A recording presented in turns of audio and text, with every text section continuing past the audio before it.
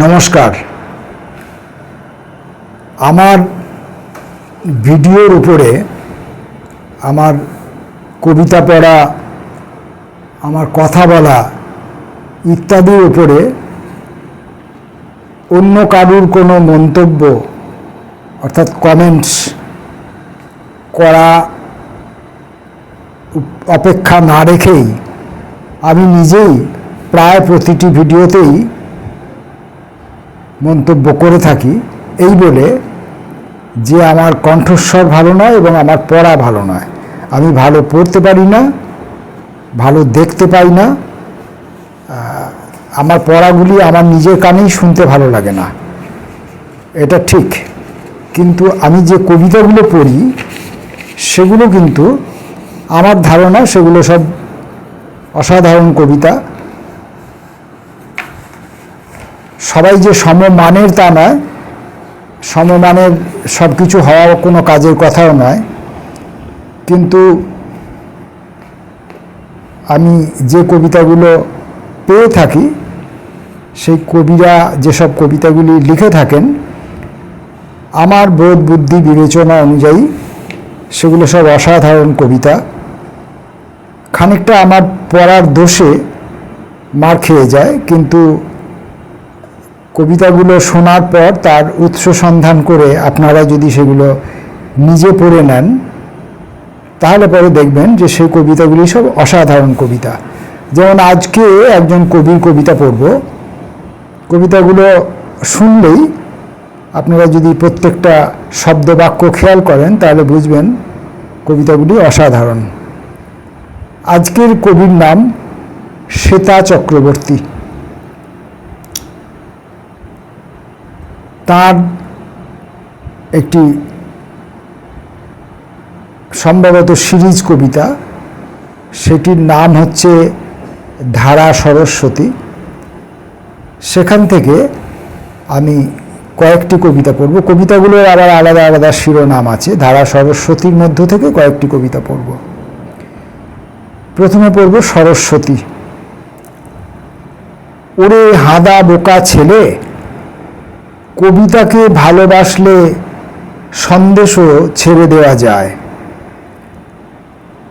ও ভোলা ময়রা, ও সরস্বতী নদী, কোষাকুষি ডোবায়নি বলে কেউ এত স্রোত একেবারে বন্ধ করে দিলে। গঙ্গাজল সইও তোমার জোড়া ব্রিজ বুকে বেঁধে নিয়ে রাত্রিবেলা কেঁদে ফেরে। নদে শান্তিপুর যত খেউড়ে মেতেছে তত তুমি পয়সা পেয়েছ আর রাত্রি শেষে পতঙ্গের মতো সরস্বতী নদী তীরে অঝরে কেঁদেছ। সরস্বতী ধীরে ধীরে লুপ্ত হয়ে গেছে। কি যা বলেছিলাম তার সঙ্গে মিলল না? পরের কবিতাটি রামপ্রসাদী। দরমার বেড়া ধরে আবার যে দাঁড়াবে কবে, কিছুই জানবো না তুমি কে, বেড়াগুলি ঠিক করবে বিনিময়ে গান গাইব আমি। হাসবে মোহন হাসি, বিনিময়ে সেই রাত ভালোই কাটবে। শকুন শেয়াল সব শীত চোরও ফিরে যাবে ঘরে। ভোরবেলা বুঝবো তুমি ঠকাতে এসেছো বন্ধু, বন্ধু কিছু মায়ের মতন।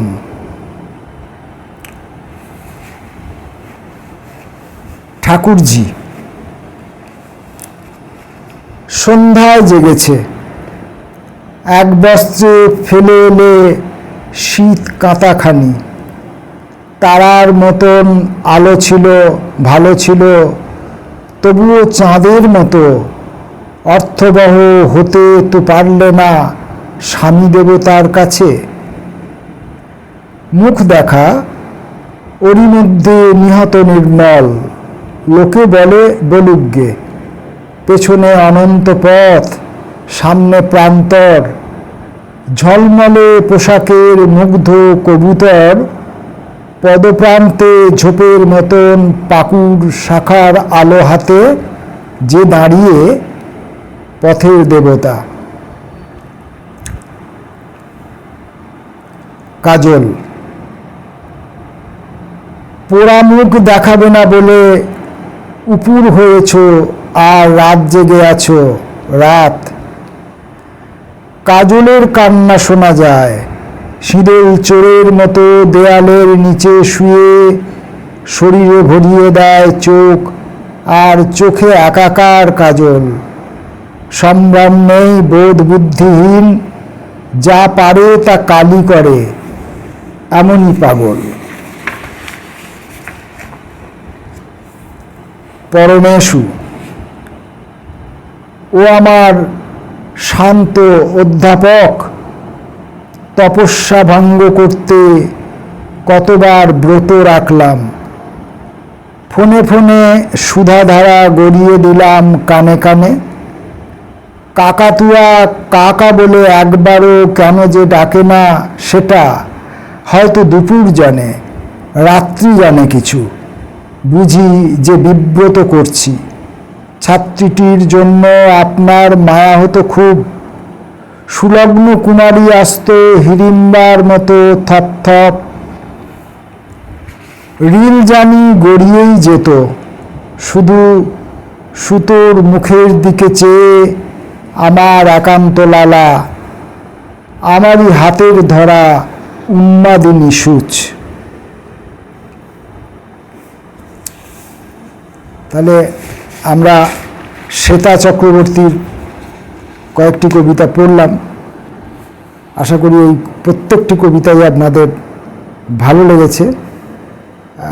বিষয়ের গুণে, পরিবেশনের গুণে, মানে আমার পরিবেশন নয়, কবির পরিবেশনের গুণে। কবি যখন বিষয়টিকে মাথায় ভেবেছেন, তারপর সেটা তার মাথায় জারিত হয়েছে, জারিত বা বিজারিত যাই বলুন, তারপর তার একটি নতুন রসায়ন তিনি তৈরি করেছেন, সমন্বয় ঘটিয়েছেন, তার ভাবনার সঙ্গে, চিন্তার সঙ্গে, মিথের সঙ্গে সমন্বয় ঘটিয়েছেন।